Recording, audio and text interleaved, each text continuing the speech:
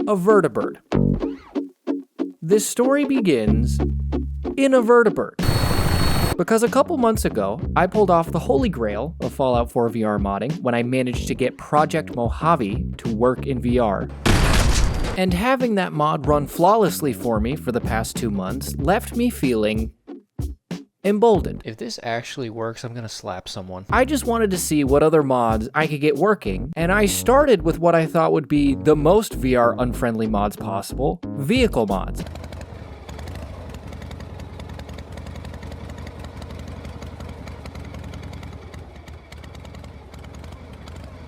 Well, that can't be right. And most of them did not work, but when I built my personal flyable vertibird at the Red Rocket gas station, I watched in pure disbelief as my game did not crash when I boarded the vertibird. Oh, I'm in the door gunner. Oh, I'm in the ceiling. But I was stuck. There was no way for me to do anything. I couldn't switch seats. I couldn't fly it. I could only sit there on the ground as the door gunner while Codsworth took a nap. But just as I was about to accept this and move on to the next vehicle, I saw a pilot had sat himself in the seat behind me. Let's fly to Ivanpah Racetrack in the Mojave wasteland? Oh boy. Oh, we're not in a loading screen. What happens next? What's he gonna do? Well, Codsworth, we are definitely gonna die. I apologize. Look at that! Everything is rendered in like perfectly, even though I'm so far away. That is gorgeous. Oh look, there's a crashed one. This is insane. This is insane. Seeing Fallout 4 from this perspective is mind-blowing. The movement is perfect, the scale is perfect, it's so much cooler than it probably looks on a flat video. My ear-muffed Turtle Beach headset. I can hear my PC fans through that. And it's probably because it's currently rendering a pirate ship about 600 feet below me, maybe? This is insane. What direction is he heading? Do I have my compass? He's headed east. If we're in north-southeast... Yeah, no, we're headed to the Atlantic Ocean. Unless we're circling the globe, in which case I should probably sit down. This is going to be a very long flight. But you know what's cooler than seeing Fallout 4 in VR from the air? New Vegas. A life-size vertibird landed in the middle of the Mojave wasteland, which I am also inside of. This is stupid. I'm at like critical mass. I'm about to create a black hole in my room. It's just gonna suck everything in. There's the Lucky 38. This is so nuts. Oh my god, we're so high up. Wow. Just the altitude, the sense of altitude you get. Damn, that's so cool. But while I was flying back to the Commonwealth, I realized that all of the highways on this map look amazing from the air. And here I was throwing every vehicle I could into this game, and the thought just occurred to me, can I use the highways? The bottom level of the highway might be more intact than the top.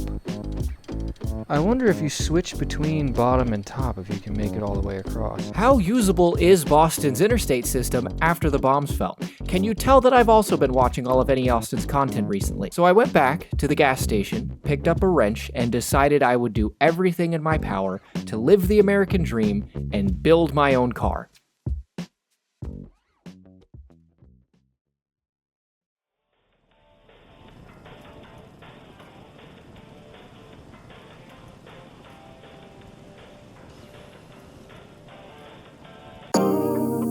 I forgot to unminimize the game window for most of me building the Jeep, so all of that process looks like this. Hell yeah. But I chose the Jeep because to get to the highway was going to require at least some off-roading. If I take the road that goes out behind Concord, I can drive that to there. Just gotta make it over that tiny patch of wilderness. And on top of this, the Jeep works flawlessly in VR. For some reason, it's perfect. As long as you're driving backwards. Whoa, wait, whoa. Why? Why is this working? If you drive forwards in the Jeep, you trigger a quantum detanglement of all of the atoms in your body, and you fall through the center of the Earth. Now let me leave, Murph. But I eventually discovered that you can cheese this by moving the joystick just 1 degree past a right angle turn sideways, because the Jeep can't turn. So it begins to move forward. Only problem is, the Jeep can't turn, but if you get out and push the front of the Jeep, it will turn. And those are the circumstances under which I drove this Jeep all the way from Red Rocket gas station to the Corvega plant. Ah.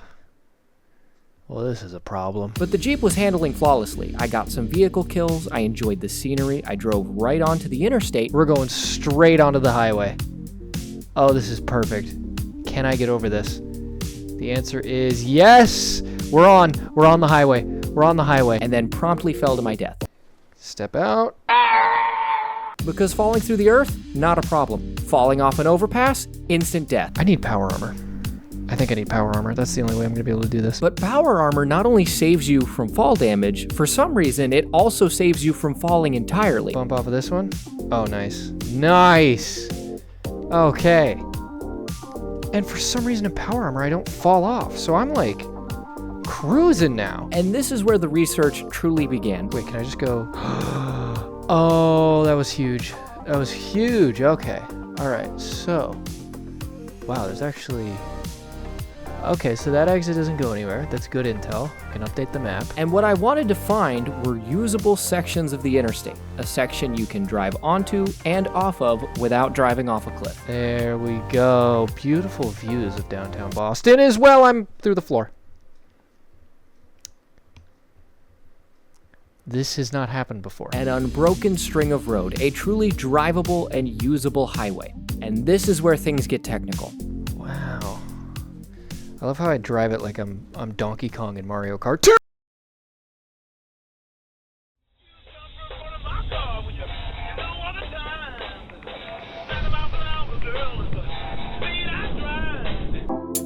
Fun fact, the highways in Fallout 4 suck.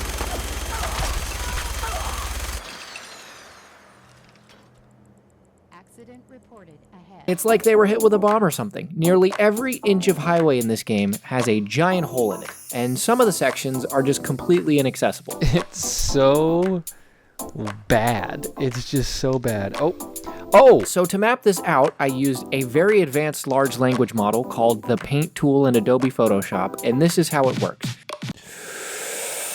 Blue is a section of highway that is easy for vehicles to access. Yellow is a section of highway that can technically be accessed by a vehicle, but it won't be pretty. And red is completely inaccessible to vehicles. These include sections only accessible by elevator or just normally unplayable areas even on foot. Our tax dollars at work, am I right? And the purple dots represent on-ramps where cars can get onto the highway. Some of them are actual pre-war on-ramps, but most of them are just down sections of the highway itself.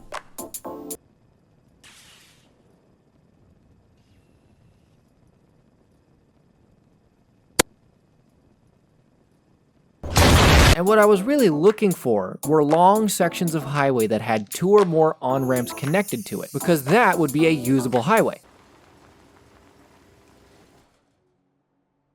In 0.1 mile, exit left. And when you filter out the undrivable sections, as well as the drivable sections of road that only have 1 ramp, and the drivable sections that have 2 on-ramps but they're right next to each other, the resulting map of Fallout 4's remaining usable highway system looks like this.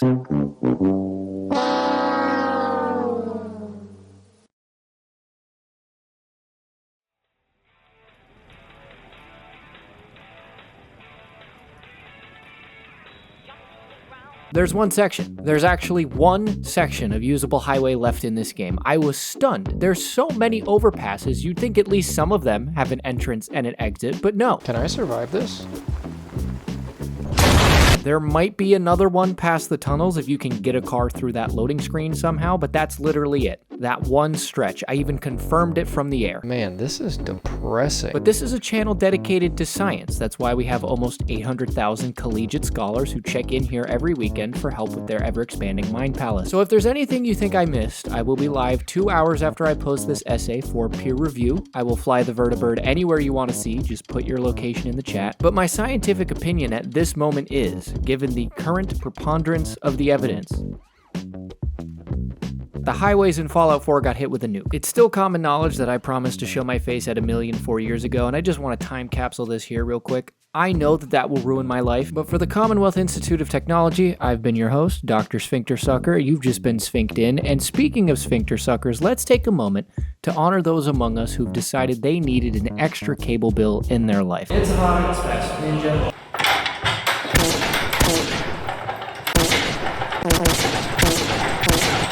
Continuing to talk, no regular nerd trademark is spooky. No. Pascal Stratos. What is this logo? VTOL VR King of the Hill mod? Wait, what is it? Hang on, what is going on here? Augusta Land Gamer, Alvar 3000, and time of the year again. Happy New Year, everyone. From a furry profile picture. Stop it. Get some help. Goodbye. Alright, so update. The game is turning into soup. Not sure why that is. But we're clearly breaking something. Oh, we are very clearly breaking a lot of things.